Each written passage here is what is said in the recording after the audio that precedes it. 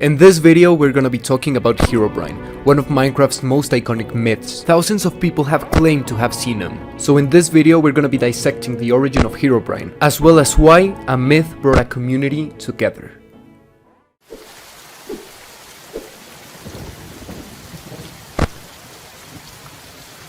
Hi everybody, welcome back to the first video of 2023 by me, Astray. Before we begin discussing today's topic, I'd like to put you guys in a certain mood. The year is 2010. You were still very young and you're finally on your school break. As usual, you're playing Minecraft in a new world. You've grown accustomed to the vibes of classic Minecraft. You know, the lack of features and the immense fog. But something feels off. It is nighttime and you can't see anything. While you're sprinting to find somewhere safe, you see it. In the corner of your eye, you get a glimpse of something or someone staring back to you. This freaks you out. You have read a couple of posts and watched a couple of videos mentioning someone called Herobrine. This entity is hidden deep inside of Minecraft's code. And this might be your first time seeing him. You get back home, close the doors, and finally shut the game down, as the pressure is too much. How is it possible for you to not be alone in a single-player world? Your heart is racing. You turn the computer off, and as the brightness of the screen is fading out, you try to calm down, as you were very shocked to see that this experience that was supposedly only a hoax happened to you. You're now sitting in silence, alone in the dark. As humans, we naturally fear the unknown, but I feel that some people overlook that the unknown is only scary because of ignorance.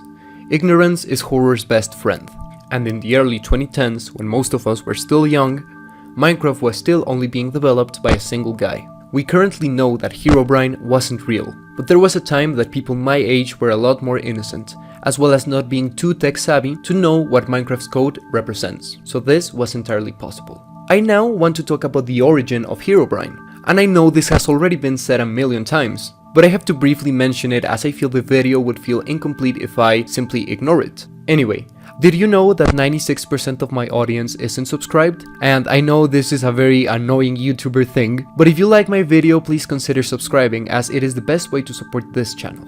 The very first post mentioning Herobrine as well as a sighting was on 4chan's paranormal board X, in a now deleted post of August 19, 2012. OP explains that they were playing on a single-player world, where they began to notice unnatural creations, such as 2x2 tunnels, trees that had their leaves removed, as well as pyramids in the ocean. Finally, the player sees it. Enveloped by fog, they notice a nameless human entity resembling Steve, but with white eyes. This player, Herobrine, sends them a private message telling them to stop.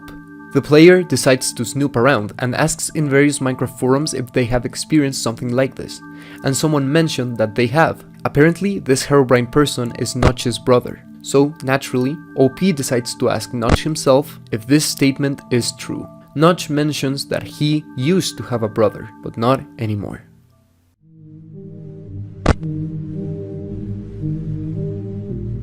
The community was obviously impressed by this post, so they shared it, and some people even went further and decided to feed into the myth. A YouTuber by the name of Copeland made a fake hoax stream to troll their audience into believing that Herobrine was real. Sadly, the original livestream is lost, but as you can see, here's a recreation of the event.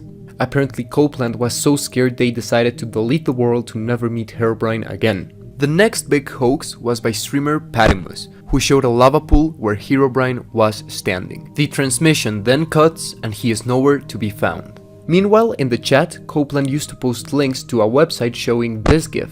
The site and the GIF are commonly referred to as him. Eventually, both Copeland and Patimus would come out saying that all of this was a hoax and they were trolling. Notch also had to clarify that he didn't actually have a brother or that he implemented Herobrine into the game. But here's where the story gets good. Yes, although this story started as a shitty post, I really like that it became a staple of the community, as Notch himself endorsed it. In the next update, the patch notes would reveal that Herobrine was removed, implying that he was actually inside of the game in the first place. From my younger self's perspective, this was absolutely terrifying, but now I think this is a very nice move from Mojang, as they also started implementing Herobrine into their official artwork. This made Herobrine a semi-canon character, and this only made the myth grow. This era of Minecraft was truly magical. I remember seeing lots of people in forums discussing their personal encounters with Herobrine. I guess the community came together against one common enemy. This might sound stupid, but it's very heartwarming remembering a time where Minecraft wasn't owned by a multi-billion-dollar company. It was just some guy making a game that might or might not fail. At this point, anything the community wanted would be added onto the game, because there was a clearer communication. I love legends in video games, but there's one in particular I'd like to talk about. This myth is really close to my heart as it comes from my childhood, which is Club Penguin. Basically, in the old days of the site, the developers added some animations involving shadows, which didn't really have any purpose or intent, but for some reason the kids who played the game thought they were ninjas, and they decided to talk about it in forums and ask directly to the devs. At some point there was so much hype regarding ninjas in the game that the developers decided to add it as an official location, which was the dojo. It stopped being a hidden location in the map and it became a real feature involving minigames, unlockable items, and more.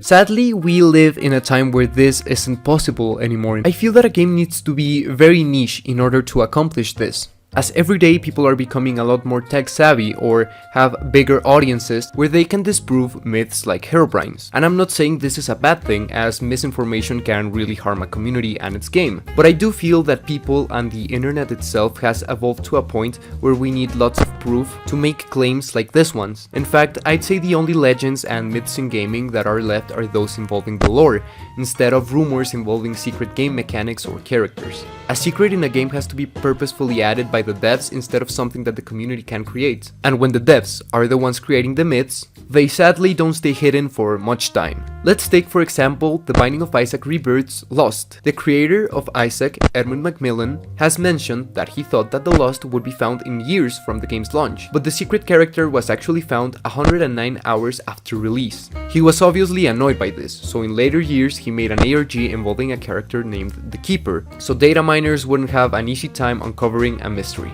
Sometimes the problem isn't even data miners, sometimes it's the people promoting the game itself. Like, for example, I remember when Pokemon Ultra Sun and Moon released, that Ultra Necrozma, the final boss of the game, was spoiled in the trailers, or YouTubers who get the game early to promote it spoil really important features for views. Which, I get it, it's their job and it's the normal thing to do, but it becomes less mystical and it becomes a lot more planned. People express with fondness myths in Pokemon such as Mew being hidden inside a truck or the Pokegods. But at this time there's no room for ignorance or playground myths. If there is a secret in the game, it will be found by data miners, spoiled by the company itself, or found by the people who got the game pre-launch.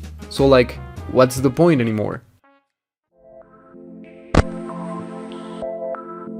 But now I want to mention, why did people even believe that Herobrine was real in the first place? This story is very obviously a hoax, and Notch himself said it wasn't real, so why did so many people believe it was real? And here's my take on it. I think people thought it was real because they wanted it to be real. We as humans tend to find patterns where there are none. So, if you get suggested into believing that there is an entity inside of your game, you will start connecting dots where there are none. Such as, if I start making tunnels and forget about them, if I chop down a tree halfway, if the random world generation accidentally creates something that reassembles a cross or a pyramid, you will think that all of these were made by Herobrine, because you think it was made by Herobrine. My personal experience with Herobrine is very similar to this one. As I mentioned in this video, my cousins were the ones who introduced me to Minecraft, especially the light edition of the iPad. This was like my fourth or third time playing the game, and I remember that I tried making an underground base in the beach. And as you guys know, sand has gravity physics, but I didn't really know it at the time.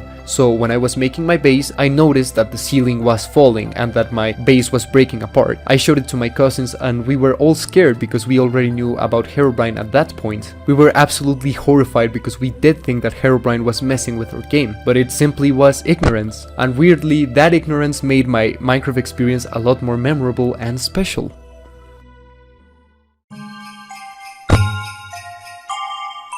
And finally, I want to talk about the future of Minecraft involving Herobrine. I'm pretty vocal about my feelings regarding Microsoft. I don't like them. They have been reworking a lot of aspects of the game that don't really need overhauls, but they still do it anyway. But I feel that one of the updates I'd love to see would be that Herobrine gets finally added into the game. I know this sounds like a stretch, but hold on. Minecraft has a couple of bosses, and I feel that in the very last Minecraft update, once Microsoft decides to kill the game off, they could add a Herobrine boss. It's obviously not gonna be something gory or scary. This would bring together the whole community and the game aspect and create something unique. You know, since Herobrine is just Steve with white eyes, maybe it could even recontextualize the credits of the game, where it is finally revealed that the voices could be Steve and Herobrine. Maybe one of them represents creation and the other one represents destruction, and how both are necessary for a healthy Minecraft experience. And yeah, this is just me rambling, but you know, this is probably what younger me would have loved. But anyway, thank you all so much for watching this video. I hope you guys really enjoyed it. This was my first video of the year and it was all over the place, but I tried my best. If you like this video, please remember to leave a like, subscribe and share, because it really helps the channel out. But anyways, if you have any ideas for future videos, please leave them in the comments down below, and I'll see you in the next one. Bye bye!